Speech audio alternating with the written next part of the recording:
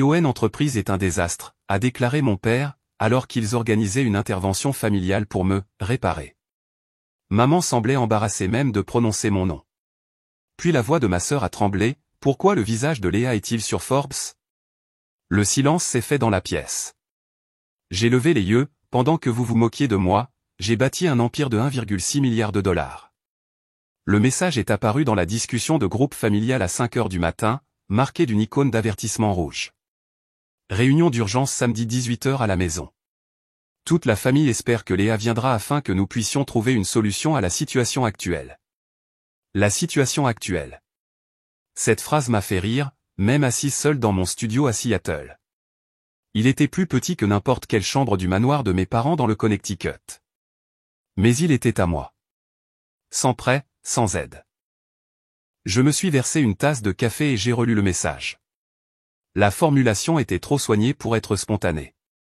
Clairement, maman l'avait rédigé la veille au soir, probablement après une session de stratégie avec papa, ma sœur Brooklyn, et peut-être tante Hélène. Une intervention en douceur, une session de stratégie familiale déguisée en inquiétude. Pour eux, ma décision de quitter mon poste de consultante en stratégie chez Devo & Klein, l'un des meilleurs cabinets de New York, était un signe clair que je perdais pied. J'avais autrefois été leur fierté, diplômé avec mention de Dartmouth, embauché à Manhattan juste 3 semaines après l'obtention de mon diplôme, mon nom mentionné dans les réunions de direction. Mais un matin, il y a 2 ans, j'ai posé ma lettre de démission sur le bureau de mon patron, transféré toutes mes économies dans une start-up anonyme, et je suis reparti de zéro. J'ai choisi un domaine que ma famille considérait comme vague, voire illusoire, la technologie éducative alimentée par l'IA. Et à ce jour, ils me voyaient toujours comme quelqu'un qui avait besoin d'être sauvé. J'ai jeté un coup d'œil au blazer gris accroché près de la porte. Pas de marque, et pas un de ces tailleurs que maman m'envoyait à chaque Thanksgiving. Je l'avais choisi intentionnellement. Assez soigné pour ne pas paraître négligé, mais assez ordinaire pour ne pas donner l'impression que j'essayais de prouver quelque chose. Le vol de Seattle à Hartford a duré près de 6 heures. J'ai loué une vieille voiture à l'aéroport et j'ai conduit directement à la maison où j'ai grandi. Un manoir de style néoclassique avec des murs blancs et des tuiles de toit bleu ardoise, niché dans un quartier où chaque lampadaire portait une plaque avec un nom de famille. Quand je suis arrivé, je me suis garé le long du trottoir. Je n'ai pas osé entrer dans l'allée circulaire où se trouvaient les voitures de papa et de Brooklyn. Sa Lexus toute neuve, son Range Rover en édition limitée, comme toujours. J'ai vérifié mon téléphone et j'ai vu un message de Grant, le directeur financier de notre entreprise. L'article de Business Monthly est mis en ligne à 18h30, heure de l'Est. Prépare-toi, ai-je répondu. Timing parfait, a-t-il répliqué quasi instantanément. Brutal. J'ai ajusté mon col, resserré la ceinture de mon blazer et je suis monté sur le porche. Je n'ai même pas eu le temps de frapper avant que la porte ne s'ouvre. Maman se tenait là dans une robe Carolina Herrera, son sourire poli dissimulant mal la tension sous son rouge à lèvres rose pâle. Léa, tu as 2 minutes de retard. Nous ne vivons plus selon votre fuseau horaire, ai-je dit en entrant. Le salon ressemblait à une scène miniature de TEDx. Table de conférence, bouteille d'eau, tableau blanc, ordinateurs portables ouverts. Papa était assis en bout de table, l'air sévère comme s'il était sur le point de signer un contrat de plusieurs millions de dollars. Brooklyn était à côté de son mari, Jason, tous deux affichant des expressions dignes d'un entretien de RH. Tante Hélène, qui se présentait toujours pour les séances de soutien émotionnel, tenait déjà son bloc-notes. Léa, commença papa, nous sommes ici parce que nous sommes inquiets. Tu es sur la mauvaise voie. J'ai choisi la chaise en velours à dossier droit, directement en face de tout le conseil consultatif. Vous n'avez pas besoin de vous inquiéter pour moi. Inquiétez-vous pour les gens qui pensaient que je ne survivrais pas à mon premier hiver là-bas. Maman a soupiré. Tu avais tout. Un emploi de rêve, un salaire à 6 chiffres, un appartement à Soho, et maintenant. Un projet technologique inconnu, un appartement en location, une voiture qui ne répond même pas aux normes de notre allée. C'est vrai, intervint Jason. L'EdTech est saturé. Il n'y a plus de croissance possible sans un financement de plusieurs millions de dollars. Tu gâches les meilleures années de ta vie, dit papa, sa voix basse mais assez forte pour faire taire la pièce. Nous avons tous travaillé dur, l'éducation, les carrières, la construction de nos positions, et tu as jeté tout ça pour jouer avec un projet de logiciel qui ne génère pas de revenus. Ce n'est pas un logiciel. C'est un écosystème d'apprentissage optimisé par l'IA, ai-je répondu. Appelle ça comme tu veux, haussa les épaules Brooklyn. Mais tu joues avec ton avenir. Tu aurais pu tout avoir, comme Mason. J'ai penché la tête. Mason, notre cousin à Boston? Oui, intervint maman. Il vient d'être promu directeur régional chez Wells Fargo. 32 ans. Possède une maison à Beacon Hill. Une belle femme, des enfants bien élevés. Et toi, Léa? Tu ne peux pas continuer à vivre comme ça. J'ai esquissé un léger sourire. Vous n'avez aucune idée de comment je vis. Tante Hélène s'est éclaircie la gorge, essayant de maintenir un ton positif. Nous voulons tout ce qui est le mieux pour toi. Et si tu as besoin d'aide, nous sommes là. En me ramenant de force dans le monde de l'entreprise, ai-je interrompu. Ou en me rappelant que j'ai laissé partir Daniel. Daniel, mon ex, celui qu'ils imaginaient que j'épouserais lors d'une cérémonie à Martha's Vineyard où le côté du marié serait la royauté de la finance et celui de la mariée une note de bas de page gracieuse. Quand j'ai rompu avec lui pour me concentrer sur ma start-up, maman m'a à peine parlé pendant un mois. Jason, le mari de Brooklyn, posa son thé, ajusta son col et parla comme s'il faisait une présentation à un conseil d'administration. Léa, ce n'est pas que nous ne croyons pas en toi, mais j'ai examiné ton modèle économique, ou du moins ce qui est accessible au public, et franchement, il n'y a aucun signe clair de croissance. Je me suis penché en arrière et j'ai croisé les bras. Jason, tu as un jour appelé ton entreprise une plateforme de connexion de marque, mais ce n'était qu'une autre place de marché répétitive. Ne t'es-tu pas qualifié de visionnaire sur LinkedIn? Il a fait une brève pause, mais a conservé son sourire de MBA. Je regarde simplement cela du point de vue d'un investisseur. J'ai jeté un coup d'œil à Brooklyn. A-t-il déjà essayé de pitcher 3 fois? Brooklyn a cligné des yeux. Pardon? J'ai regardé Jason directement. Tu as soumis des demandes de financement pour 3 levées de fonds différentes au cours des 2 dernières années, qui ont toutes été rejetées. La plus récente date du mois dernier, envoyée à une société de capital risque basée à San Francisco. Ai-je raison? Jason s'est redressé, son visage pâlissant légèrement. Léa, commença ma mère, mais j'ai levé doucement la main. Et juste pour te le rappeler, Jason, ai-je continué, ma voix aussi légère que la brise. Cette société de capital risque, Wildtree Capital, est une filiale de Luminedge Venture. Et qui est l'actionnaire majoritaire de Luminedge? J'ai fait une pause, regardant chaque personne dans la pièce dans les yeux. Ce serait mon entreprise. La pièce est tombée dans le silence. Mon père a pressé sa main contre son front. Brooklyn a dégluti difficilement et Jason est resté figé, sans cligner des yeux. Vous avez qualifié mon produit de non viable, ai-je poursuivi, tout en pitchant au système même que je supervise. Jason s'est levé de son siège, la voix mal assurée. Je n'avais aucune idée. Exactement. Et tu ne savais pas non plus qu'il a été rejeté en raison d'un manque de transparence financière. Les 2 levées de fonds précédentes ont été signalées en interne pour des chiffres incohérents. Tu nous as fait enquêter, dit Brooklyn, comme si elle était abasourdie.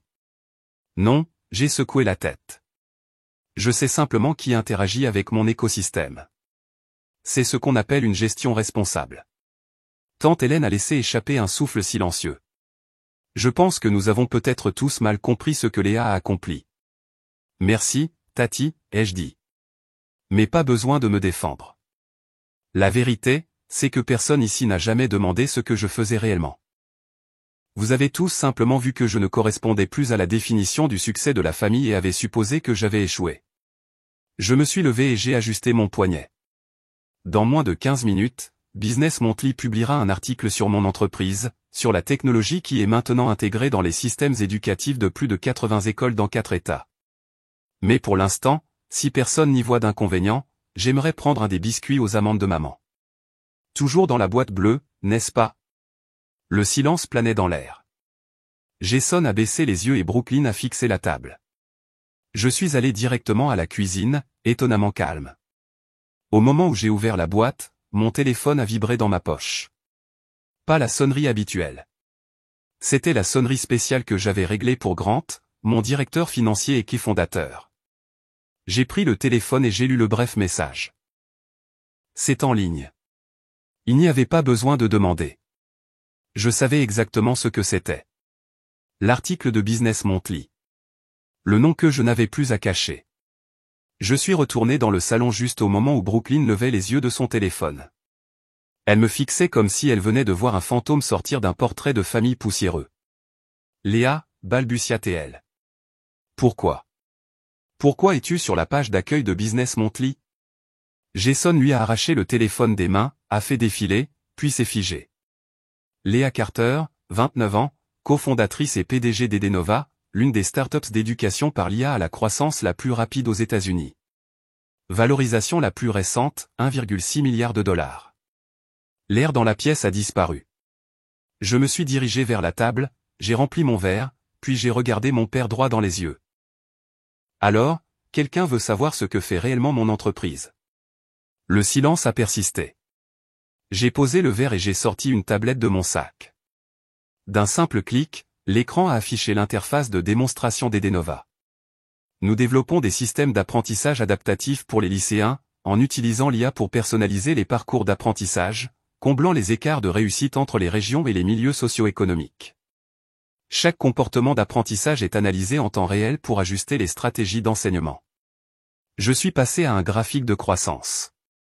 Le mois dernier, notre système a été testé dans 83 écoles publiques de Californie, d'Oregon et du Texas. Les performances des élèves se sont améliorées de 42% en 6 mois. Notre équipe technique vient de signer des contrats de partenariat avec 2 grands districts scolaires en Floride. Ma mère n'avait pas scié. Son corps était figé à côté d'un verre de vin qu'elle n'avait pas touché. J'ai passé à la diapositive des finances. Notre dernière levée de fonds, menée par Helio Venture, a permis de récolter 240 millions de dollars, clôturés en seulement 11 jours. Et ce matin, Grant a confirmé que nous avons finalisé l'acquisition d'une plateforme d'apprentissage en ligne canadienne d'une valeur de 130 millions de dollars.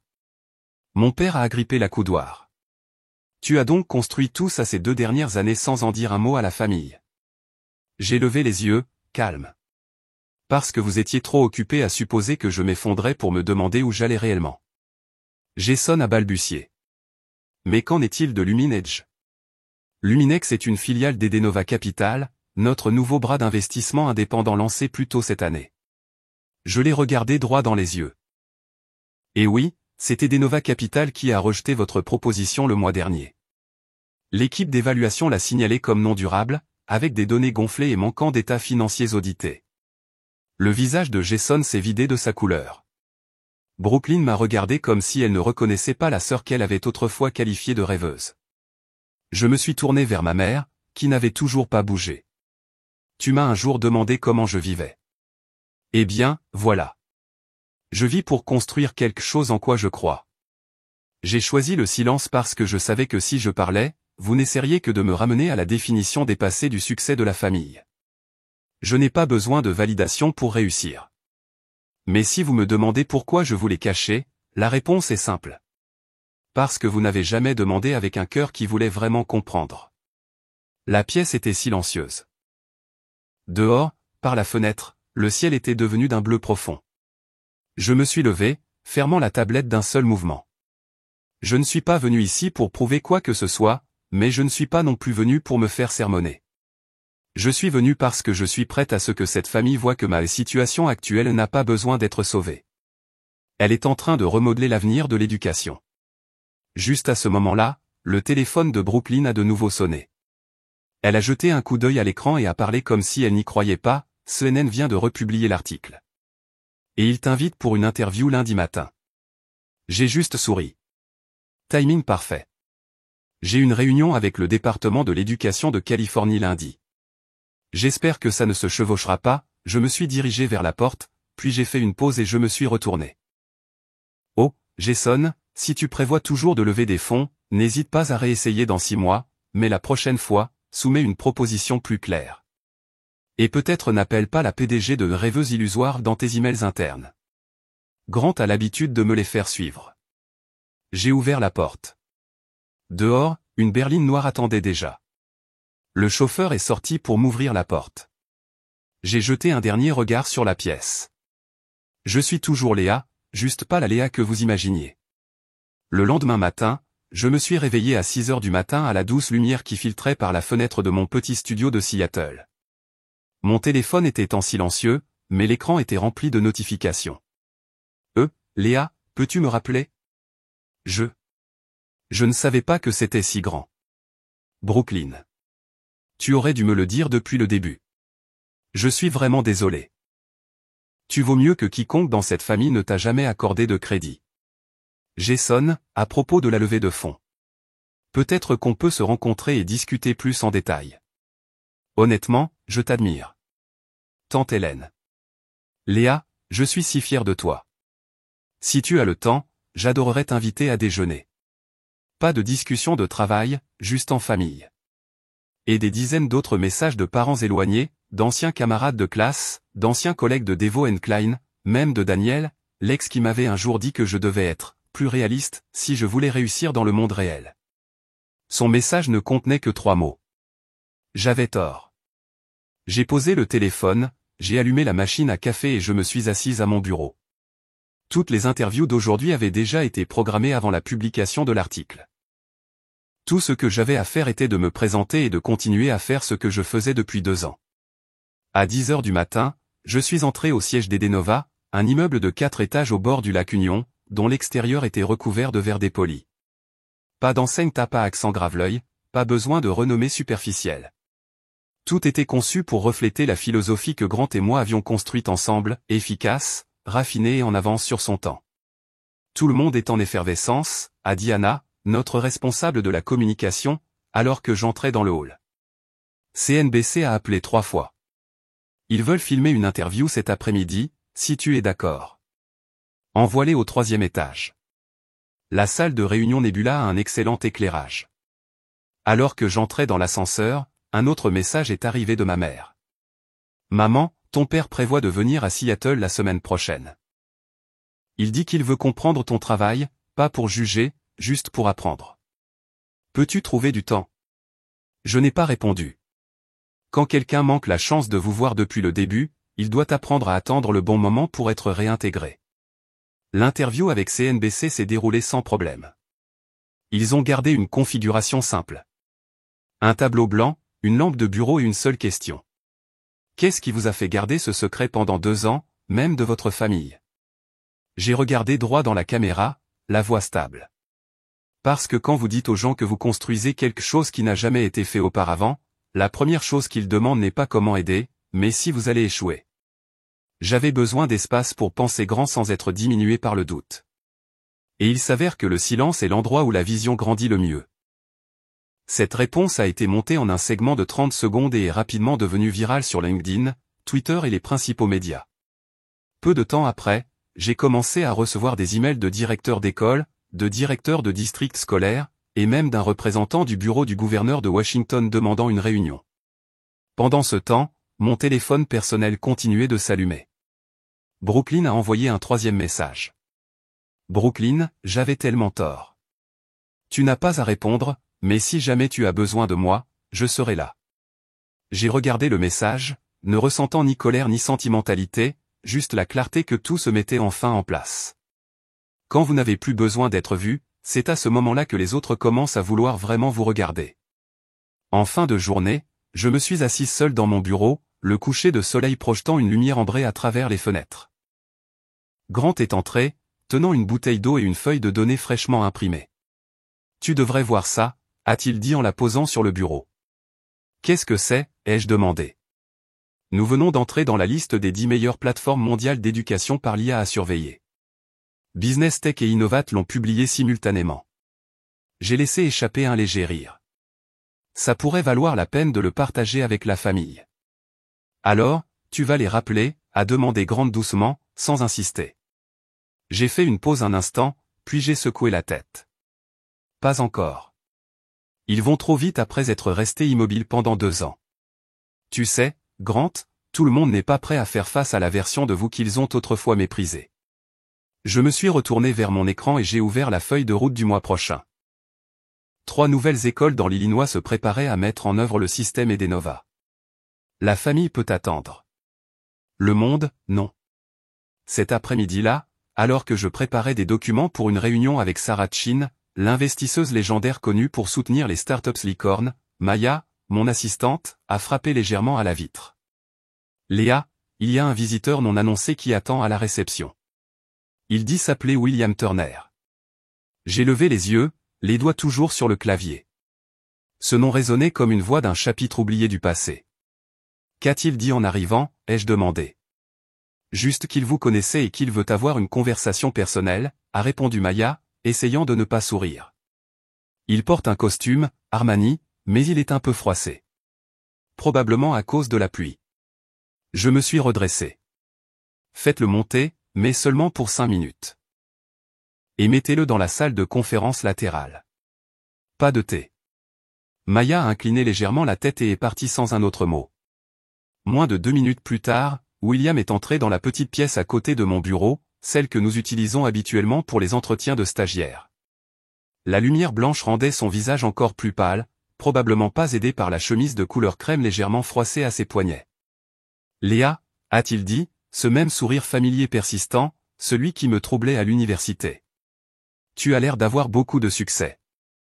Je ne me suis pas levé. J'ai simplement penché la tête.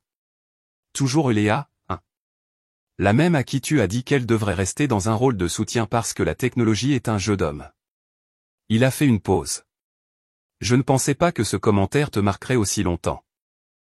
Tu l'as dit lors d'une réunion avec le conseil d'investissement, lui ai-je rappelé, devant 5 personnes. Et puis, c'était quoi? Ton idée est mignonne, mais elle ne survivra pas en dehors de PowerPoint. William a soupiré. Je ne suis pas ici pour discuter.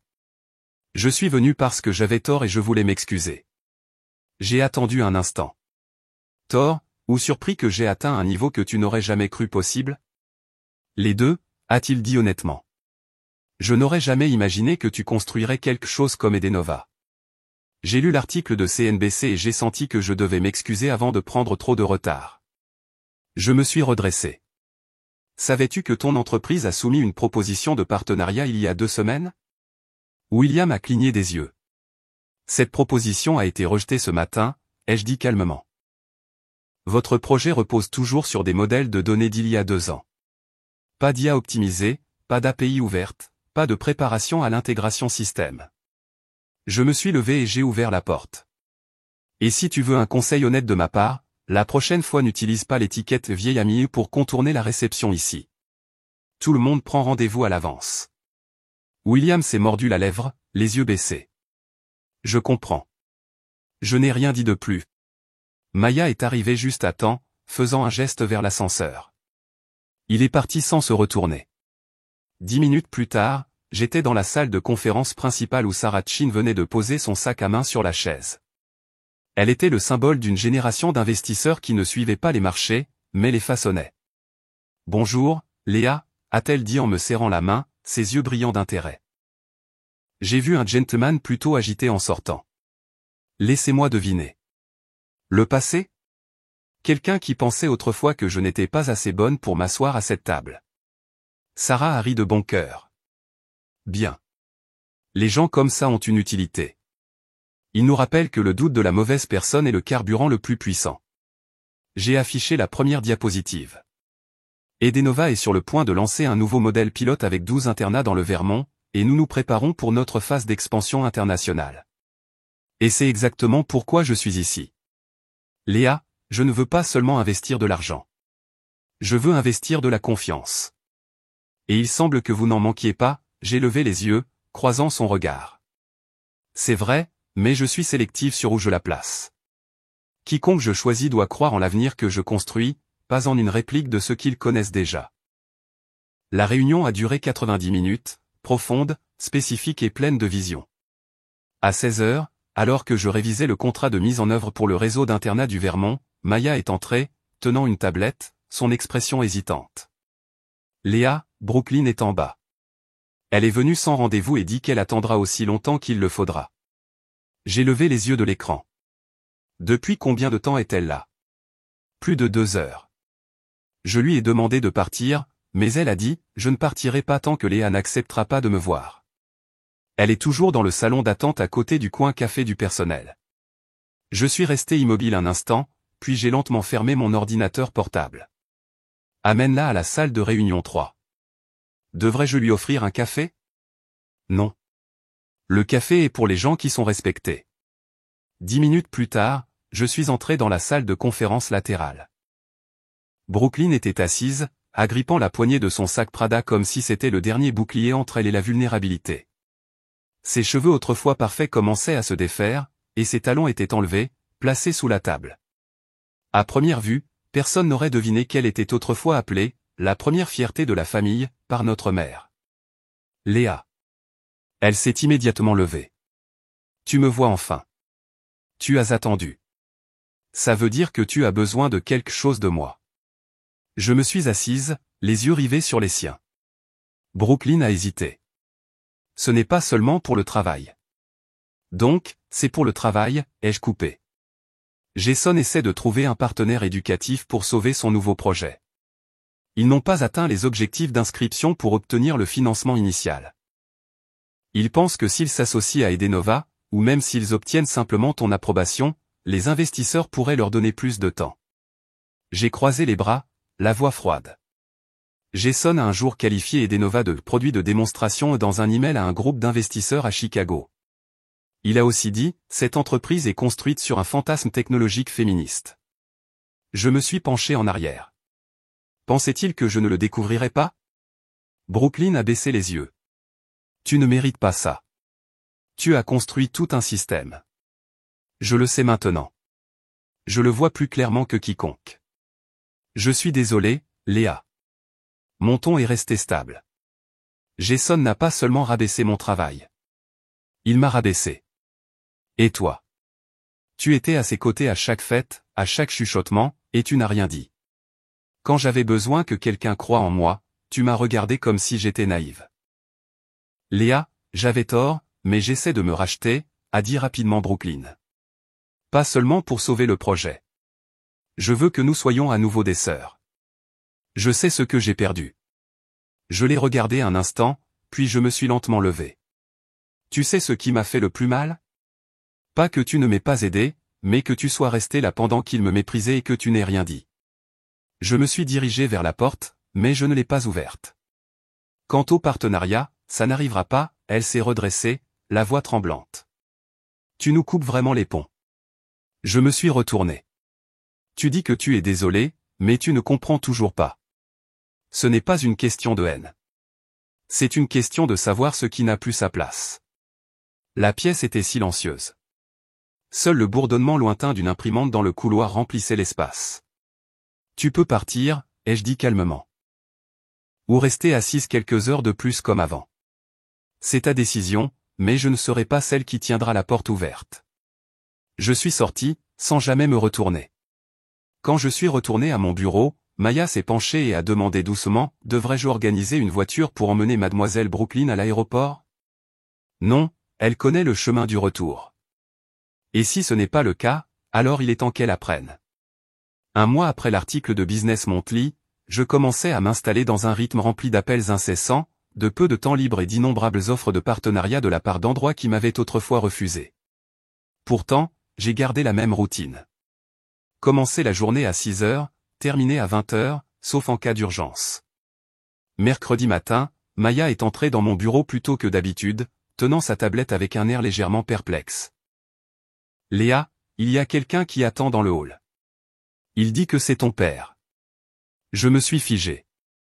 Mon père? Maya a fait un petit signe de tête. Il est là depuis plus d'une heure, juste assis sur le fauteuil en cuir. Il n'a parlé à personne. J'ai affiché la caméra du hall et il était là. Thomas Carter, PDG de Carter & Holt Consulting, le plus grand cabinet de conseil en stratégie du Connecticut. Un homme qui avait l'habitude d'entrer dans n'importe quelle salle de conseil comme s'il l'avait construite lui-même. Maintenant assis tranquillement près de la vitre, son manteau froissé, ses chaussures en cuir terne, ses mains visiblement plus fines. J'ai pris une profonde inspiration. Faites-le monter. 10 minutes plus tard, mon père est entré dans la pièce. Ses yeux ont balayé lentement les tableaux blancs remplis d'algorithmes, de modèles de systèmes et de diagrammes d'intégration de données. Il s'est arrêté devant la photo encadrée de moi recevant un prix à la conférence EdTech de Berlin. Je lui ai fait signe de s'asseoir. Tu es ici pour dire quelque chose, n'est-ce pas? Il a posé sa mallette en cuir sur la table et l'a ouverte. À l'intérieur se trouvait une liasse de documents soigneusement agrafés, des articles de recherche imprimés sur l'IA et l'éducation, mon interview à CNBC, et une feuille de route technologique que j'avais présentée lors d'une récente conférence. J'ai lu tout ce que tu as écrit, tout ce que tu as construit, a-t-il dit lentement. Même un article que tu as publié sur un blog technologique il y a 3 ans. Je ne le savais pas parce que je n'ai jamais rien lu de ce que tu faisais. Je pensais que si tu ne suivais pas le chemin de la famille, tu devais être perdu. Je n'ai rien dit. Je me souviens quand tu étais en 5e année, a-t-il poursuivi, les yeux toujours fixés sur le papier dans ses mains. Tu as construit un projet scientifique sur les réseaux de neurones de base. Je ne suis pas venu à ta présentation. Je devais prendre l'avion pour Boston pour une réunion. Je me suis dit que tu étais jeune, que tu ne t'en souviendrais pas. Mais tu t'es toujours souvenu de tout. J'ai dégluti difficilement. Ce bureau en bois, le modèle de cerveau en pâte à modeler, le regard impatient vers les portes de l'auditorium. Tout est revenu. Je n'ai pas besoin d'excuses, ai-je dit, en gardant un ton neutre. J'en suis arrivé là non pas parce que quelqu'un m'a poussé, mais parce que je savais ce que je faisais. Mais j'ai besoin de le dire, il a levé les yeux vers moi, parce que si je ne le fais pas, je ne dormirai pas avec toutes ces années qui pèsent sur moi. Tu es devenu quelque chose que même moi je n'aurais pas pu imaginer, et j'aurais dû être le premier à y croire. J'ai incliné la tête en signe d'accord silencieux. Il s'est redressé et a sorti une petite carte d'invitation. La famille veut organiser un dîner, a-t-il dit. Pas pour sermonner, pas pour sauver la face, juste pour écouter, à propos d'Edenova, à propos de Léa. Et si tu es d'accord, nous aimerions l'organiser ici, dans ce que tu as construit. Je l'ai regardé un long moment. Il a fait une pause, puis a hoché la tête. Je suis au courant de ces contrats de financement falsifiés. Mon cabinet examine toutes les transactions connexes, et aucune excuse pour le fait que Brooklyn ait choisi de garder le silence, ai-je ajouté. Je n'ai pas besoin de réconfort. J'ai besoin d'honnêteté. Seuls ceux qui viennent avec la vérité seront invités, a-t-il dit doucement. Quelles que soient les conditions que tu fixes, je les suivrai. Je me suis levé et j'ai allumé l'écran de présentation derrière moi. Alors, avant le dîner, la famille verra Nova Echo, notre dernière plateforme prévue pour un déploiement international l'année prochaine. S'ils veulent me comprendre, ils commenceront par le travail que je fais. Vendredi, 19h, ai-je dit. Mais cette fois, personne n'arrive en retard, et quiconque franchit cette porte a intérêt à être prêt à respecter ce qu'il a autrefois méprisé. D'un mouvement lent, il a ramassé sa mallette. Je serai en avance, a-t-il dit doucement. Vendredi soir, à 19h précise, l'ascenseur du 3e étage d'Edenova s'est ouvert lentement. J'attendais près du couloir vitré, 2 nouvelles pièces encadrées derrière moi sur le mur. L'une était la couverture de Business Monthly avec le titre « Léa Carter, la femme qui transforme l'éducation américaine ». L'autre, une photo délavée de moi en 5e année, debout à côté d'un réseau de neurones en argile, les yeux brillants sous les lumières de l'auditorium de l'école primaire Jefferson. Un par un, les membres de ma famille sont entrés. Papa, alors cette fois. Vêtu d'une simple chemise et d'un pantalon kaki, arborant non pas l'allure d'un PDG, mais celle d'un père qui réapprend à être présent. Maman, les cheveux en chignon soigné, sans maquillage lourd comme avant, m'a fait un petit signe de tête au lieu de mot tardif. Brooklyn. Pas de sac de marque, pas de talons, juste un petit carnet serré contre sa poitrine, la seule chose qu'elle ait jamais portée qui n'était pas pour la frime. Je suis resté silencieuse et j'ai simplement fait un geste vers la zone de présentation du projet. Pendant les 40 minutes suivantes, je les ai guidés à travers chaque couche du modèle d'apprentissage par l'IA, le tableau de bord d'analyse du comportement des élèves, l'interface de prédiction des progrès d'apprentissage et les données agrégées de plus de 90 écoles utilisant actuellement Edenova. Personne n'a interrompu, personne ne s'est précipité pour parler. Ils ont simplement regardé, écouté, et de temps en temps, ont doucement expiré lorsque les chiffres dépassaient de loin ce qu'ils avaient imaginé. J'ai terminé la présentation par une courte vidéo d'élèves du lycée d'Auburn, le site de notre premier programme pilote, partageant comment ils se sentaient vus et moins effrayés par les examens grâce au nouveau programme flexible. Nous n'enseignons pas seulement, ai-je dit. Nous changeons la façon dont les humains apprennent, depuis la racine. Ma mère est restée immobile un long moment. Finalement, elle a parlé si doucement que j'ai dû me pencher pour l'entendre. Tu n'as pas seulement construit une entreprise. Tu as reconstruit le sens de la croyance. Il ne s'agissait pas d'avoir besoin d'une permission. Il s'agissait de savoir ce qui devait être fait. Après la visite, j'ai invité la famille dans la salle de conférence principale où j'avais disposé une table ronde avec des collations légères et de l'eau. Pas de vin, pas de mantras familiaux. Mon père a été le premier à parler. À partir d'aujourd'hui, chaque réunion du conseil d'administration de l'entreprise que je dirigerai comprendra une chaise vide, un symbole pour les voix que nous avons négligées mais que nous aurions dû écouter. Brooklyn a levé les yeux. Tu ne me pardonneras peut-être pas tout de suite, mais je ne ferai plus d'excuses. À partir de maintenant, si tu as besoin d'aide, je demanderai au lieu de supposer. Je n'ai offert aucune réponse. Après que tout le monde soit parti, je suis retourné à mon bureau, j'ai enlevé mes chaussures et j'ai lentement marché jusqu'au mur de photos. Je me suis assise et j'ai regardé la photo d'une fillette de 10 ans debout à côté d'un modèle de cerveau en argile maladroit, ses yeux grands ouverts d'une confiance innocente. J'ai murmuré comme si je parlais à mon moi d'enfant. Nous n'avions pas tort. Ils n'étaient tout simplement pas prêts à voir. Sur mon bureau, le plan finalisé de Nova Global, la plateforme d'intégration multilingue destinée à s'étendre au Canada et au Japon, venait d'être approuvé. J'ai posé ma main sur la surface du bureau, sentant les lignes froides du grain du bois. Non pas parce que j'avais besoin de m'ancrer dans le présent, mais pour me rappeler que je n'avais plus rien à prouver. L'histoire de Peyton n'est pas seulement un conte de réussite de start-up. C'est un puissant rappel que le vrai succès n'a besoin de la permission de personne. Dans la vie réelle, beaucoup de jeunes sont piégés par les attentes familiales et les moules sociétaux. Mais si vous vous tenez fermement à votre vision, le silence peut parfois être le moyen le plus puissant de prouver votre valeur. Finalement, ceux qui doutaient autrefois de vous devront apprendre à vous regarder avec respect, et non avec pitié. Quelles sont vos pensées sur le parcours de Léa et la façon dont elle a redéfini le succès? Partagez vos réflexions dans les commentaires, et n'oubliez pas de suivre la chaîne pour plus d'histoires sincères et stimulantes sur la famille et la vie. Je pensais que si je travaillais assez dur, assez longtemps, la reconnaissance viendrait naturellement, comme une récompense inévitable. Mais un jour, je me suis regardé dans le miroir. Des cernes sous les yeux par manque de sommeil. Les cheveux en chignon désordonnés. Le téléphone toujours à la main avec une liste de choses à faire qui ne semblait jamais diminuer. Pas d'éloge, pas de câlin, juste le 79e email de la journée d'un sous-traitant en colère. Depuis l'âge de 12 ans, je savais à quoi ressemblait un contrat de construction juridiquement contraignant. L'été après la 4e, alors que mes amis allaient à des camps d'art ou des colonies de vacances, je suivais mon père sur les chantiers, le casque de sécurité vacillant sur ma tête, l'écoutant parler de la structure des fondations comme si c'était une histoire pour s'endormir. Un bâtiment ne tient que si les fondations sont saines, disait-il. Alors je me suis intégré à cette fondation. Solide, silencieuse, toujours présente. J'ai fait des études en administration des affaires et en gestion de la construction à Vanderbilt. J'ai reçu 3 offres de grandes entreprises à Atlanta et à Chicago juste après mon diplôme. Je les ai toutes refusées. Personne ne me l'a demandé. Aucune promesse n'a été faite.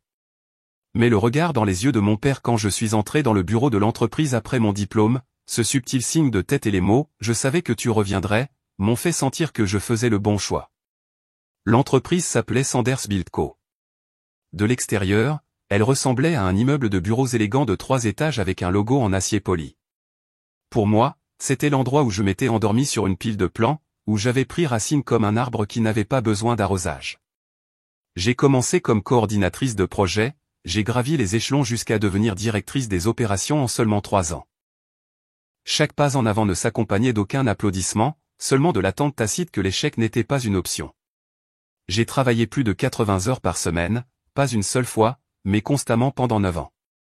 Pas de vacances, pas d'anniversaire. J'ai un jour annulé un premier rendez-vous pour gérer une fuite de béton sur le chantier de West End. Cet homme n'est jamais revenu. Je n'ai même pas eu le temps de m'en soucier. Des amis ont disparu de ma liste de contacts. Les appels sont devenus des textos secs, puis le silence. Je ne les blâmais pas. Je ne pouvais tout simplement pas les retenir parce que ce travail, cette entreprise, me consumait.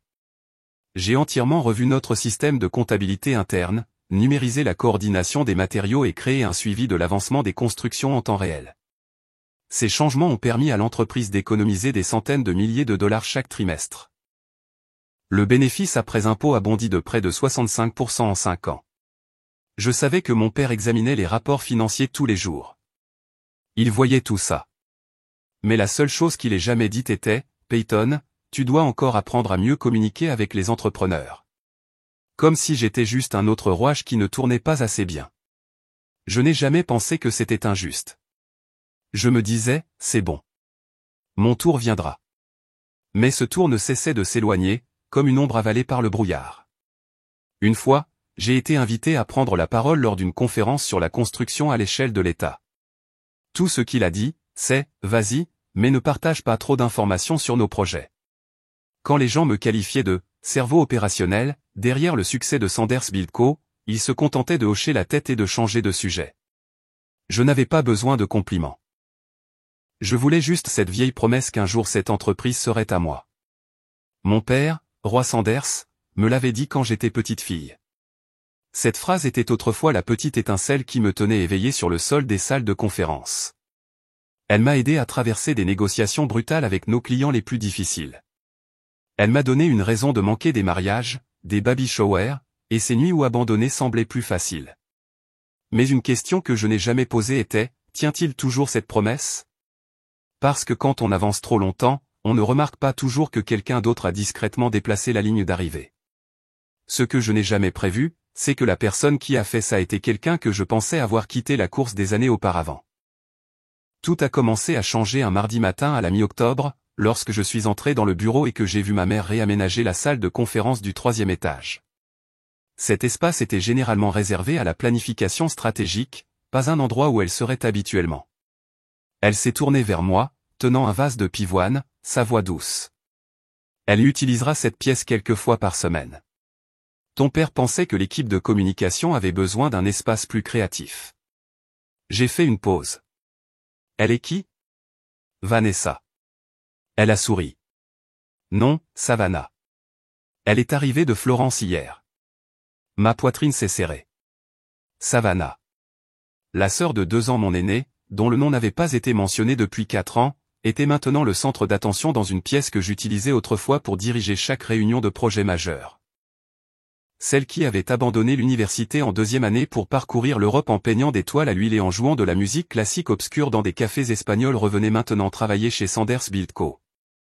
Je suis allé à mon bureau, j'ai fermé la porte et je me suis affalé sur ma chaise. Un poids étrange a grimpé le long de ma colonne vertébrale, comme si quelqu'un avait redessiné la carte de ma vie sans me le dire. Plus tard dans la journée, des talons ont claqué sur le parquet devant ma porte. Je n'ai pas eu besoin de lever les yeux pour savoir qui c'était. Peyton. Elle a ouvert les bras comme si nous étions encore proches. Je me suis levé, gardant une distance respectueuse. Savannah. Waouh. Tu vas bien ? Elle était aussi éblouissante que jamais. Des cheveux blonds ondulés, des lèvres rouges prunes, des yeux bleus vifs, épargnés par toute trace de difficulté. Je vais très bien. C'est si bon d'être à la maison. Maman a dit que tu avais fait des choses incroyables ici, mais j'ai aussi quelques idées. Papa pense que je pourrais être la directrice de la création. Directrice de la création dans une entreprise de construction. Je n'ai pas répondu, j'ai juste hoché la tête mécaniquement et je me suis retourné vers mon écran où j'étais plongé dans l'analyse des coûts d'un projet autoroutier de 5 millions de dollars à Greenville. Dans les semaines qui ont suivi, Savannah a commencé à travailler. Elle arrivait vers 10 heures, partait peu après que j'ai fini de déjeuner, et ne restait jamais après 15h30. La salle de conférence du 3e étage avait maintenant des lumières jaunes chaudes, de l'art abstrait et une musique douce et planante qui flottait dans le couloir. Elle tenait des séances de brainstorming avec l'équipe de communication, principalement sur les couleurs du logo, les nouvelles polices de brochures et une campagne intitulée « Connexion émotionnelle à travers l'art architectural ».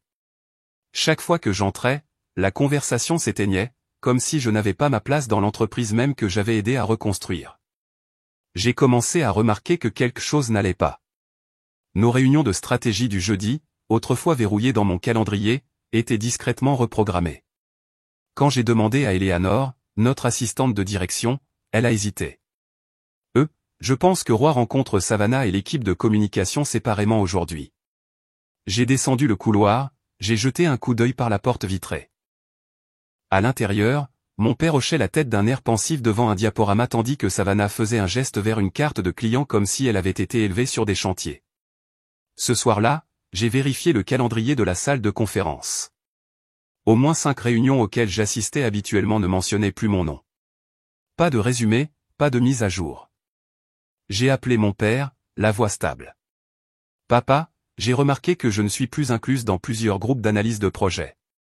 Quelque chose a-t-il changé? Il a esquivé.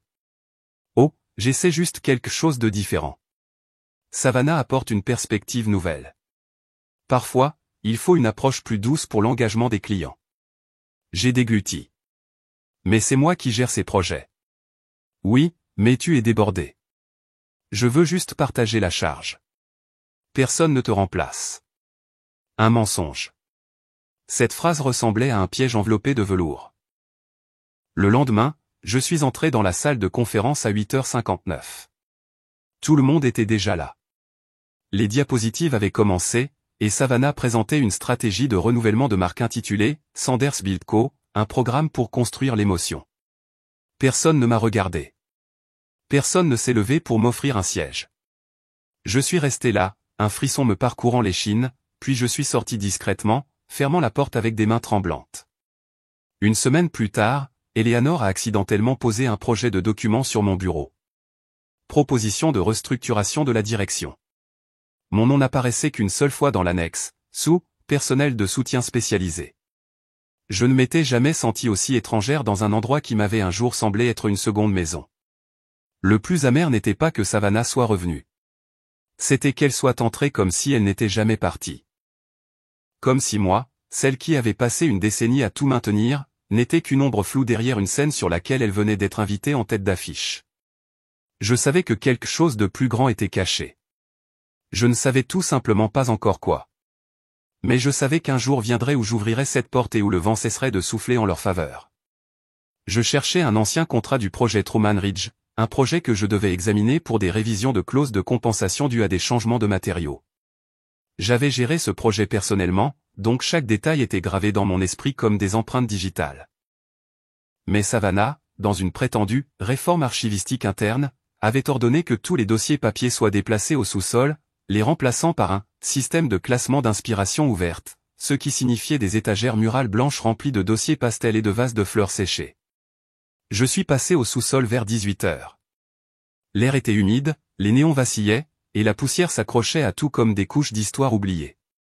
J'ai cherché et cherché mais je n'ai pas trouvé le dossier Truman Ridge. Quand j'ai ouvert le dernier tiroir de l'armoire, un dossier épais est tombé, avec une inscription manuscrite en lettres nettes sur la couverture.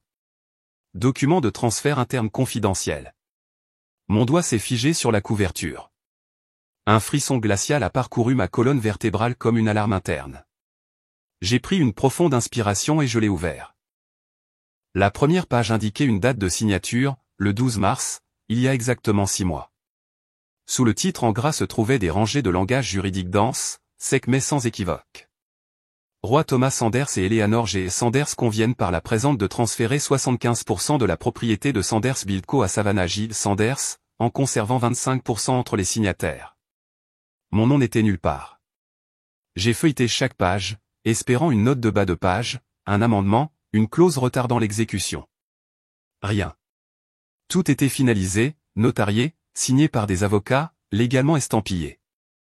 Je suis devenu glacial. Je suis resté figé au milieu des dossiers empilés comme une somnambule. Aucune question dans ma tête, seulement un vide grandissant, avalant le peu de confiance qu'il me restait. Je suis sorti du sous-sol, je suis monté à mon bureau, incapable de me souvenir combien de marches j'avais gravi.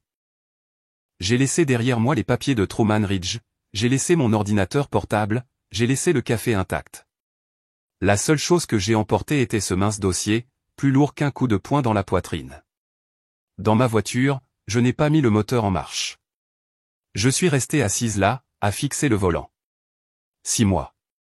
Pendant ce temps, j'ai décroché contrat après contrat, j'ai fait des nuits blanches lorsque le projet de Raleigh est devenu critique, j'ai représenté mon père lors d'une présentation de budget à l'État. Et tout le monde, du moins Eleanor et la haute direction, savait. Ils savaient et personne ne m'a rien dit.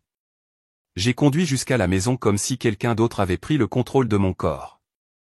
Chaque virage était flou. Les feux rouges ne m'arrêtaient pas. Les feux verts ne me poussaient pas à avancer. J'avais juste besoin de rentrer à la maison, de verrouiller la porte et de m'effondrer. Comme une dernière fissure dans une poutre en béton, réalisant qu'elle avait été creusée depuis longtemps. Mon téléphone a sonné. C'était Eleanor. J'ai fixé la lueur crue de l'écran et je n'ai pas décroché. Un texto a suivi. Peyton, il faut qu'on parle. Il y a des choses que tu devrais savoir. J'ai posé le téléphone et je suis allé dans la cuisine, les mains tremblant si fort que j'ai fait tomber le verre. Il s'est brisé sur le carrelage comme le bruit de la loyauté entrant en collision avec la trahison. Une partie de moi espérait encore. C'était peut-être juste un projet, pas encore effectif. Mais chaque saut, chaque signature, chaque ligne notariée a arraché la dernière croyance naïve à laquelle je m'étais accroché pendant 33 ans. J'ai ouvert le tiroir et j'ai sorti un vieil album photo, où je gardais des photos de mes premiers projets supervisés.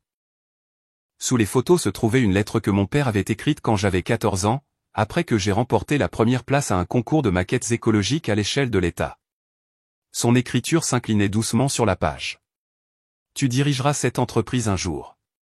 Je crois en toi, pas en quelqu'un d'autre. Cette lettre avait été autrefois la lumière à laquelle je m'étais accroché pendant les longues nuits solitaires au travail. Maintenant, ce n'était plus qu'une preuve d'une promesse mise de côté. J'ai appelé Margot, ma meilleure amie de l'université, maintenant avocate en droit immobilier. Quand je lui ai tout expliqué, sa voix s'est assombrie. Ils peuvent faire ça si les actions appartenaient à l'origine à tes parents. Mais s'il y avait un accord verbal ou une preuve écrite d'intention, il y a matière à enquête judiciaire. Même si je n'ai pas de documents officiels, juste de vieux textos et quelques emails discutant des plans de succession, c'est suffisant pour soulever des questions juridiques. Mais Peyton, tu dois aussi être clair. Veux-tu te battre pour ça ou laisser tomber? Je n'ai pas répondu. Juste à ce moment-là, un autre texto est arrivé du numéro de mon père. J'espère que tu comprends. Chaque décision a été prise pour la croissance de l'entreprise. J'ai laissé échapper un rire creux. Croissance ou contrôle plus facile. Savannah, sans antécédent, sans expérience des systèmes, sans voix interne, était maintenant l'actionnaire majoritaire. Et moi, celle qui avait construit du plan à l'offre, je n'avais même pas le droit de le savoir. Ce qui m'a brisé n'était pas la perte de la propriété. C'était d'être effacé du rêve même dans lequel j'avais investi ma jeunesse. Silencieusement, trompeusement, dans un montage si parfait que c'était comme si je n'avais jamais existé. J'ai levé les yeux vers la fenêtre. L'obscurité était tombée comme un rideau de théâtre avant le dernier acte. Le dîner du dimanche chez mes parents n'était jamais paisible, mais cette nuit-là semblait théâtrale. Un scénario que je connaissais par cœur, attendant le moment parfait pour démolir la scène. Ma mère m'a accueilli sur le porche avec un doux sourire, tenant toujours la cuillère avec laquelle elle remuait ma sauce aux champignons préférée. Elle m'a invité à entrer comme si de rien n'était, comme si j'étais encore la petite Peyton dessinant des plans d'étage les jours de pluie dans sa cuisine. Timing parfait, ma chérie. Le ragoût de bœuf est juste prêt. Savannah mettait les assiettes sur la table, les cheveux attachés haut, portant une robe en lin gris anthracite, semblant sortie d'un catalogue de design minimaliste. Elle m'a jeté un coup d'œil par-dessus son épaule et a souri comme si nous nous retrouvions pour les vacances. Maison pleine ce soir. Je n'ai pas répondu. J'ai posé mon sac à main sur une chaise vide et j'ai pris silencieusement la place en face de mon père. Ma main reposait sur le dossier en cuir, la seule chose qui m'avait maintenu calme toute la semaine. Mon père regardait les nouvelles sur son iPad, ses lunettes glissant sur son nez. Peyton, j'ai entendu dire que tu as eu des problèmes avec le contrat Truman. Tu as réglé ça? J'ai souri. Un sourire silencieux mais tranchant comme une lame de rasoir. Oui, c'est réglé. En cherchant ces vieux documents, j'ai trouvé autre chose. Quelque chose de beaucoup plus intéressant. Ma mère s'est figée avec la louche à mi-chemin de la soupe. Mon père n'a pas levé les yeux. Savannah a tenu son verre d'eau, sa main s'arrêtant légèrement, mais elle n'a rien dit. J'ai posé le dossier sur la table, je l'ai ouvert, j'ai tourné à la 3e page et je l'ai poussé vers mon père. Pourrais-tu me relire ça, au cas où ta mémoire ne serait pas aussi claire qu'avant? Ma mère a posé la cuillère comme si elle s'était transformée en pierre. Mon père m'a regardé, puis le dossier. Il ne l'a pas pris, comme si en ne le touchant pas, la vérité pouvait disparaître d'elle-même. Peyton, je voulais te le dire. Ce n'était juste pas le bon moment. 6 mois n'ont pas suffi pour organiser une conversation? Savannah a pincé les lèvres. Pas d'interruption, pas de défense. Mon père s'est adossé à sa chaise, les yeux rivés sur les miens, sa voix basse mais ferme. C'était une décision stratégique. Savannah apporte une perspective plus moderne. Les clients d'aujourd'hui ne se soucient pas seulement de la qualité de la construction. Ils se soucient de l'émotion, de l'image de marque, de la valeur communautaire. Tu es trop traditionnel. J'ai hoché la tête, j'ai levé mon verre de vin, j'ai pris une gorgée. Tu veux dire les mêmes plans que j'ai proposés il y a 3 ans? Le rebranding de l'entreprise, l'expansion sur le marché du logement à revenu intermédiaire, la création d'une plateforme numérique pour suivre les progrès des clients. Ces plans n'étaient pas encore prêts. L'entreprise n'était pas préparée. Mais maintenant elle est préparée? Quand Savannah présente exactement les mêmes choses? Elle les a ajustés, les a rendus plus doux, plus accessibles. Elle sait comment se connecter. J'ai posé mon verre. Se connecter comment? Avec des œuvres d'art encadrées au bureau, avec ses semaines de 10 heures sur site, ou en revendiquant 75% de la propriété pendant que quelqu'un d'autre portait le fardeau pendant 9 années consécutives sans un seul jour de congé. Savannah a finalement parlé, la voix calme. Tu as tout à fait le droit d'être en colère, mais ne fais pas de moi la méchante. Papa a fait l'offre. J'ai juste dit oui. Je ne t'ai rien pris, Peyton. J'ai laissé échapper un rire court et amer. Rien pris? Tu as eu l'entreprise, les actions, un siège à la table de stratégie. Tu as pris tout ce qui était censé être à moi. Ma mère s'est penchée en avant, la voix tremblante. Tu exagères. Nous sommes toujours une famille. Nous pouvons toujours travailler ensemble. J'ai secoué la tête. Les familles ne cachent pas les transferts de propriété. Elles n'effacent pas un enfant qui s'est épuisé au travail de l'équation. Ne voyez-vous donc pas à quel point c'est mal? Mon père a légèrement repoussé sa chaise, sa voix s'approfondissant. Si tu penses à partir par fierté, réfléchis bien. C'est une entreprise familiale. Personne ne te force à partir. Mais si tu pars maintenant, souviens-toi qu'Eastview est toujours en attente. Les entrepreneurs sont furieux. Le contrat de Westmore n'a pas été signé. Tu pars et cette entreprise pourrait perdre des centaines de milliers de dollars. Je me suis levé, j'ai attrapé mon sac à main. Alors laisse Savannah s'en occuper. Elle ne sait pas comment diriger les choses.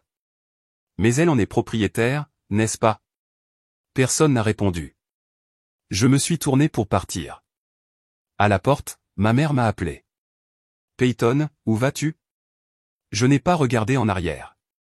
Récupérer la partie de ma vie que j'ai perdue en pensant que la loyauté suffisait. La porte s'est refermée derrière moi. Personne n'a crié. Personne n'a couru après moi. Seul le vent d'automne me giflait le visage. Juste assez froid pour me rappeler que la liberté, aussi amère soit-elle, vaut mieux que d'être enfermé dans quelque chose appelé famille, où l'amour est utilisé pour déguiser le contrôle. Lundi matin, le réveil a sonné à 5h30 comme d'habitude. Par habitude, j'ai attrapé mon téléphone, ouvert mon application de messagerie, parcouru ma liste de travail, mais il n'y avait plus rien à lire. Personne n'attendait ma réponse. Tout semblait assourdi, comme si quelqu'un avait débranché le monde. J'ai posé le téléphone, je me suis levé, j'ai préparé du café. Chaque mouvement était réglé comme une horloge, même sans but. Le café a refroidi sur la table de la cuisine. Je n'en ai pas bu une seule gorgée. La vapeur s'enroulait comme si elle se demandait aussi, et maintenant? Juste avant 7 heures, mon téléphone a vibré. Premier message d'Eleanor. Impossible de trouver le contrat révisé de Lexington. As-tu enregistré une copie? Je n'ai pas répondu. Deuxième message d'un assistant d'équipe de projet. Paula demande le calendrier de la proposition d'offre. As-tu toujours ce fichier? J'ai retourné le téléphone face contre table et je suis sorti sur le balcon. La lumière du soleil filtrait à travers les arbres. Rien ne m'attendait ce jour-là. Pas de présentation, pas de chantier de construction, pas de réunion. Juste le silence, vaste et suffocant comme une pièce sans porte. Cet après-midi-là, mon père a appelé. J'ai laissé le message sur la messagerie vocale. Sa voix a aboyé à travers le haut-parleur. Tu dois revenir. Les clients perdent patience. Ce que tu as fait est irresponsable. Rappelle-moi maintenant. Je ne l'ai pas supprimé.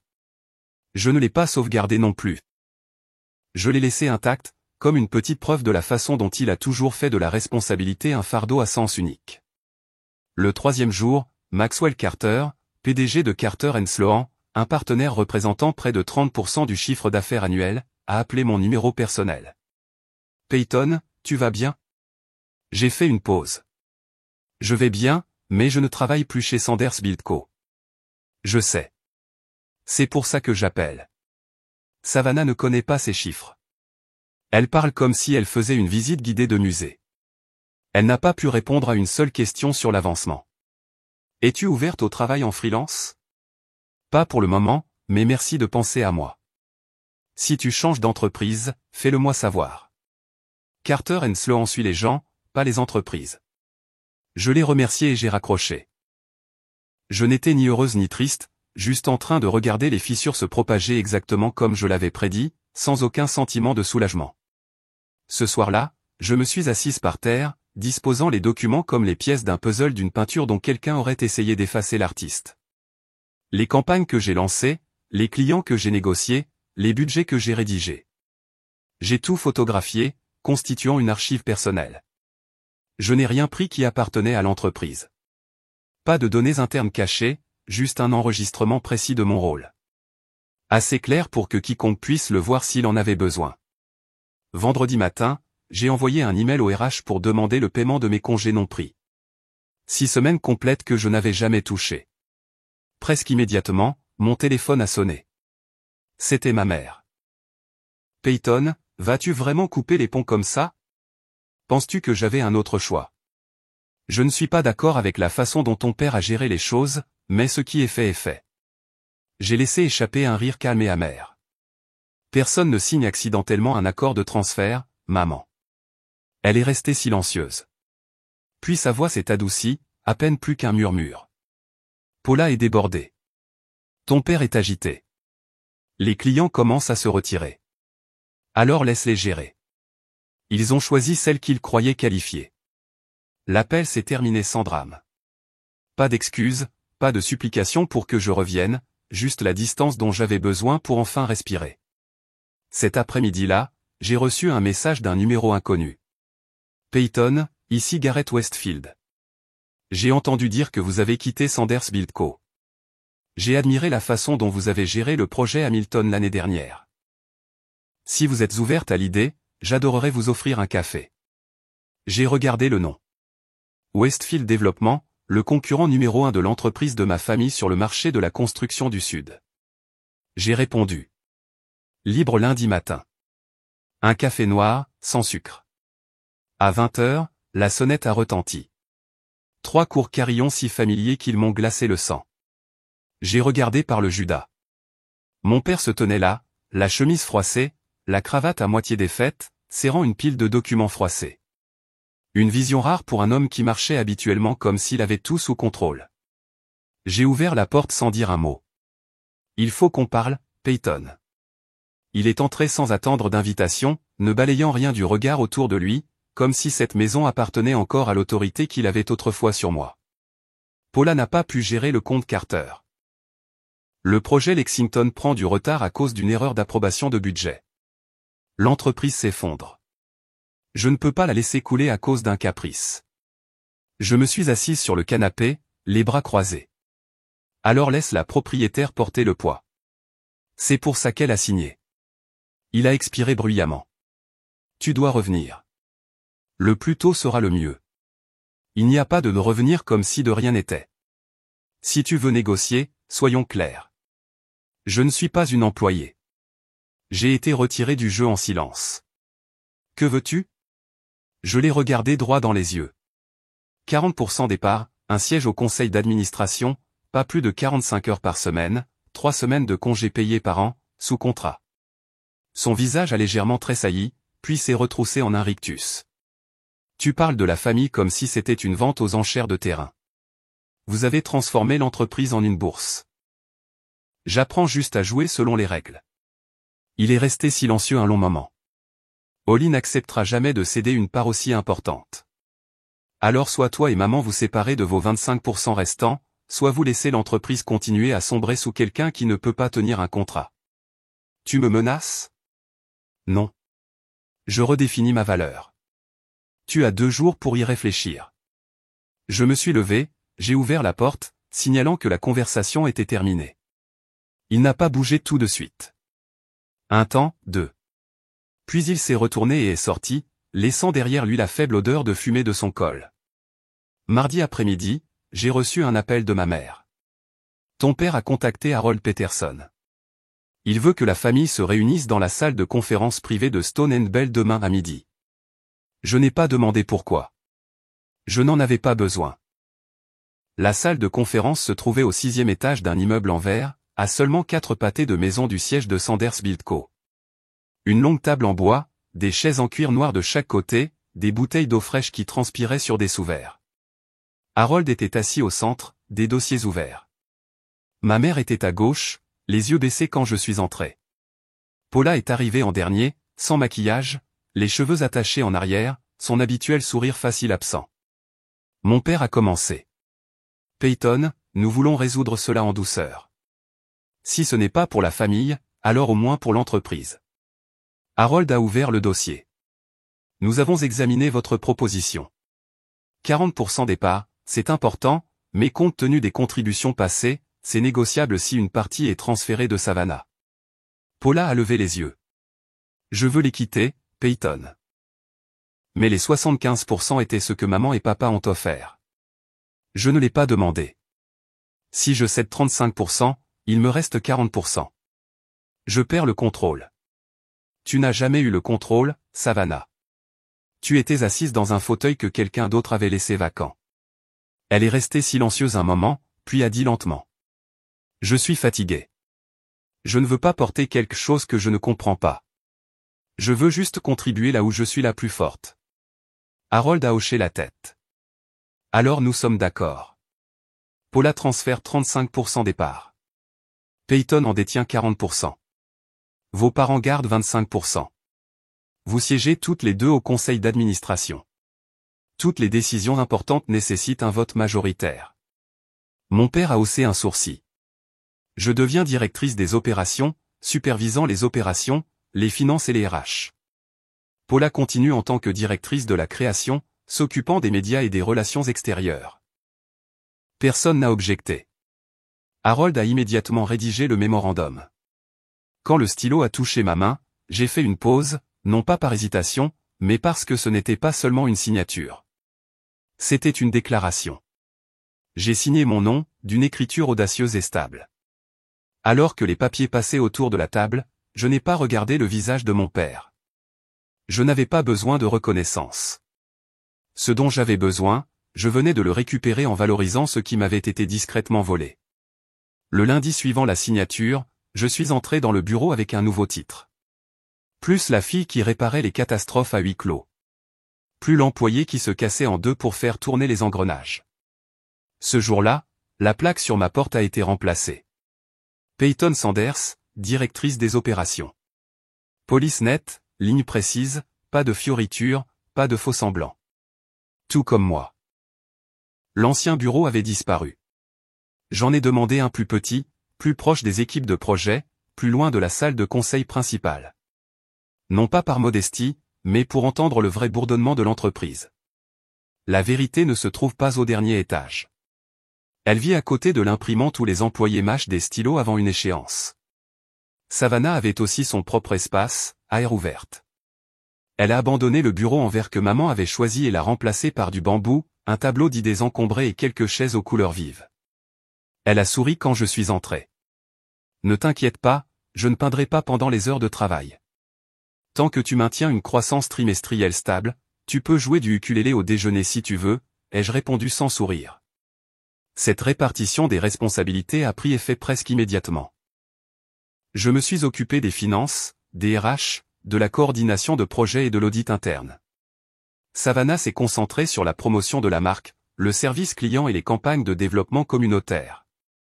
Mon père a été affecté à un rôle de conseiller principal, travaillant 3 jours par semaine, principalement pour former le personnel junior. Il a accepté à contre-cœur, mais personne n'a insisté. Sa génération a posé les fondations. La suite nous appartenait. Dès la 2e semaine, Carter et Sloan sont revenus. J'ai accueilli Maxwell dans la salle de conférence avec une présentation complète, des chiffres exacts au centime près. À la fin de la réunion, il m'a serré la main, me regardant dans les yeux. C'est la Sanders Buildco pour laquelle j'ai signé. La nouvelle s'est répandue dans le secteur de la construction plus vite que prévu. Une semaine plus tard, 2 contrats gelés ont été réactivés. Un nouveau projet est arrivé de Southgate Holdings. La première fois qu'ils ont choisi Sanders plutôt que Westfield. Eleanor, qui était restée silencieuse pendant le remaniement de l'actionnariat, est entrée dans mon bureau un matin. Tu as remis l'entreprise sur pied. Les gens respirent plus facilement maintenant. Merci, Peyton. J'ai hoché la tête. Aucun autre mot n'était nécessaire. Dès le 2e mois, j'ai officiellement éliminé les exigences de travail après les heures de bureau, sauf en cas d'urgence. Les employés ont été encouragés à prendre au moins 10 jours de vacances par an. Les horaires de travail sont devenus flexibles. La salle de pause a été réaménagée en un espace de lecture et de méditation. Même espace mais un nouvel esprit. Étonnamment, Savannah s'est bien adaptée.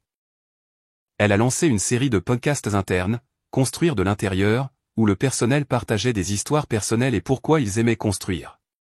Cela a considérablement augmenté les indicateurs d'engagement des employés. Elle n'avait pas besoin d'être comme moi. Et pour la première fois, je me suis senti soulagé de cela. Je me suis inscrite à un cours de boxe 2 fois par semaine. À chaque coup dans le sac, je sentais le piquant du sarcasme, le piquant du mépris et chaque nuit blanche se transformait en force dans mon corps. Les samedis matins n'étaient plus consacrés aux feuilles de calcul. Je sirotais un café dans mon café habituel, j'apportais un livre, je laissais mon téléphone à la maison. Eleanor jetait un coup d'œil quelquefois et riait, probablement toujours pas habituée à me voir sans ordinateur portable. J'ai recroisé Logan lors d'une conférence d'investisseurs. L'ingénieur en chef de Southgate, le même gars qui m'avait invité à sortir il y a 5 ans, et que j'avais refusé parce que je m'occupais du budget trimestriel. Il m'a regardé, surpris. Tu sais sourire au déjeuner maintenant. J'ai pris une fourchette de salade et j'ai dit, juste assez doucement pour ne pas paraître trop amical. Ne me dépeins pas mal. Je peux toujours calculer les coûts des matériaux au milieu d'un repas si nécessaire. Mais maintenant tu n'as plus besoin. J'ai fait une pause. Maintenant, je sais quand laisser reposer l'ordinateur portable. Maman a suggéré de reprendre les dîners de famille. Sans pression, sans parler de travail. Savannah a accepté en premier. J'ai suivi. Le premier dîner était maladroit, mais personne n'a crié. Personne n'a quitté la table plus tôt. À la fin, papa a versé du vin et a levé son verre. Quoi qu'il en soit, on ne peut pas nier que ce que vous faites toutes les deux est bon pour l'entreprise. Venant de lui, ces mots ont presque fait pleurer maman. J'ai juste levé mon verre, silencieuse. Au 3e mois, j'ai reçu un email de Westfield. Garrett a proposé une coentreprise pour un projet fédéral à venir. J'ai transféré l'email à Savannah en demandant simplement, « Qu'en penses-tu » Elle a répondu en moins de 3 minutes. J'aime l'idée de partenariat, mais je veux mener la présentation cette fois. J'ai répondu par texto. Tu as 3 jours pour te préparer. Je m'occuperai du segment du risque financier. Plus de rivalité. Personne n'essayait de prouver qu'il était meilleur. Juste la bonne personne faisant le bon travail. Cet après-midi-là, avec la lumière du soleil qui filtrait par les fenêtres du bureau, j'ai jeté un coup d'œil au parking à moitié vide. C'était vendredi, à 10 minutes de 18 h. Aucun employé n'était resté. Aucune lumière de bureau n'était allumée au 3e étage. Étrange, mais juste. J'ai rangé mes dossiers, j'ai éteint mon ordinateur, j'ai éteint les lumières. La seule chose que j'ai gardée de tout cela, c'est l'autonomie sur le travail, le temps, la vie. Tout le reste était reconstructible. Mais qui j'étais, cela devait être protégé. Au début du trimestre suivant, Savannah et moi nous sommes présentés devant le conseil d'administration de Sanders Buildco, présentant un plan quinquennal avec une synergie que personne n'aurait pu imaginer 3 mois auparavant. Elle a commencé avec des diapositives vivantes et épurées, dans son style. Cette fois, étayées par des données claires que j'avais vérifiées 3 fois. Elle a parlé de l'expérience client, de l'expansion de la marque sur de nouveaux marchés comme la reconstruction d'écoles et la rénovation de centres communautaires, des segments que notre père n'avait jamais priorisés. J'ai suivi avec des organigrammes financiers, un modèle de réaffectation pour optimiser les opérations et atténuer les risques. Pas de fioritures, pas de fierté, juste des chiffres irréfutables. Quand nous avons terminé, j'ai jeté un coup d'œil à notre père. Son visage révélait tout, sérieux, concentré, puis se détendant progressivement.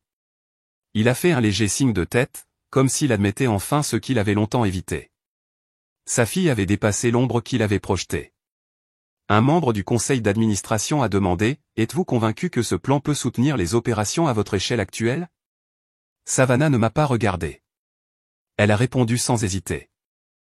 Nous ne sommes pas seulement convaincus, nous avons déjà testé ce modèle dans nos 2 derniers projets.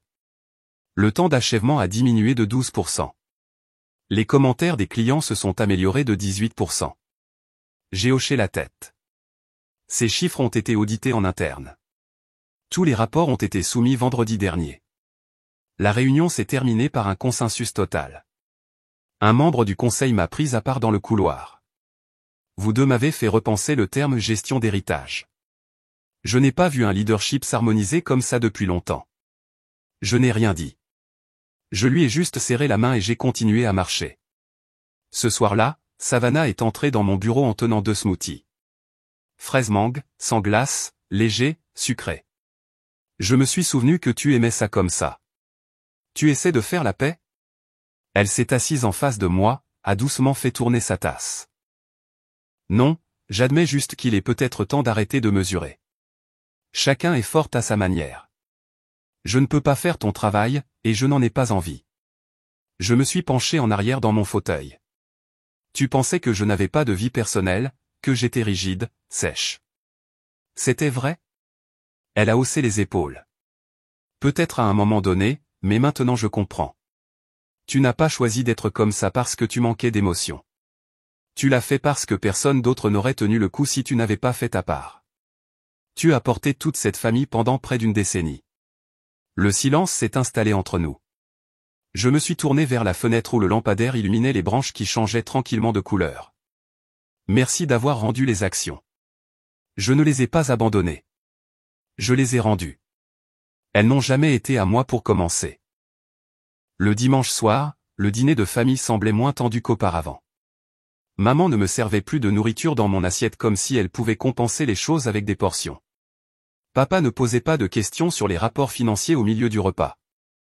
Il écoutait simplement tranquillement Savannah parler d'un nouveau client à Greenville qui lui avait envoyé des pâtisseries faites maison après sa présentation. Alors que nous débarrassions la table, papa s'est tenu à l'évier. Il ne m'a pas regardé, mais sa voix était basse. Tu m'as fait remettre en question la façon dont j'ai bâti cette entreprise à partir de zéro. Peut-être que la façon dont j'ai forcé les choses est ce qui a tout déréglé. Je n'ai pas répondu, mais il a poursuivi, merci de ne pas être parti. Je ne suis pas revenu pour l'entreprise.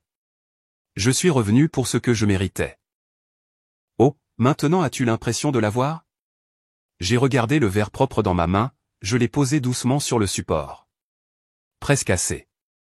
3 mois plus tard, le plan quinquennal a commencé à montrer de vrais résultats. Nous avons ouvert une nouvelle succursale à Knoxville, décroché un contrat fédéral pour rénover des centres communautaires dans 3 États. Chaque contrat majeur a été réévalué selon les nouveaux critères axés sur la responsabilité sociale, la durabilité et l'expérience de l'utilisateur final.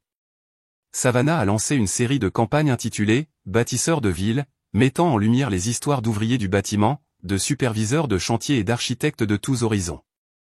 Cette série s'est répandue sur les réseaux sociaux plus rapidement que n'importe quel rapport de résultats. Une semaine après la diffusion du premier épisode, un groupe de jeunes investisseurs de Chicago nous a contactés pour un partenariat. Je continuais mes séances de boxe 2 fois par semaine. Parfois, Logan venait me chercher après le travail, 2 cafés à la main, me demandant si je voulais me promener en ville. Je n'avais pas à répondre tout de suite car maintenant, je ne poursuivais plus rien. La reconnaissance. Quelque chose pour lequel j'avais autrefois échangé mon sommeil, annulé des projets, fait taire mon propre rire, se présentait maintenant sous des formes plus discrètes. Dans le flux fluide de chaque équipe de projet, dans le contact visuel honnête entre Savannah et moi lors de la résolution de conflits, dans les rires qui résonnaient de la salle de conférence après un contrat fraîchement signé. Cette entreprise n'a pas seulement survécu, elle prospérait, construite sur ce qui était autrefois considéré comme une faiblesse, l'équilibre. Et moi, je n'ai pas seulement récupéré l'entreprise. J'ai récupéré mon droit de choisir comment je dépense mon temps, ma voix et mon espace. Dans un monde qui en demande constamment plus, c'est peut-être la réussite la plus précieuse que j'ai jamais obtenue. L'histoire de Peyton est un puissant rappel que la valeur ne vient pas du sacrifice silencieux. Elle vient du courage d'exiger ce que vous méritez vraiment. Elle n'a pas seulement récupéré son rôle dans l'entreprise familiale. Elle a redéfini sa relation avec elle-même, sa famille et son travail. Dans la vie réelle, de nombreuses personnes compétentes sont négligées simplement parce qu'elles sont trop silencieuses. Mais comme Peyton nous l'a montré, une fois que vous connaissez votre valeur et que vous vous battez pour la protéger, le monde n'a d'autre choix que de le remarquer. Que pensez-vous de la décision de Peyton? Auriez-vous fait la même chose à sa place? Partagez vos pensées dans les commentaires et n'oubliez pas de suivre la chaîne pour plus d'histoires sincères sur la famille et le chemin pour récupérer ce qui vous est dû.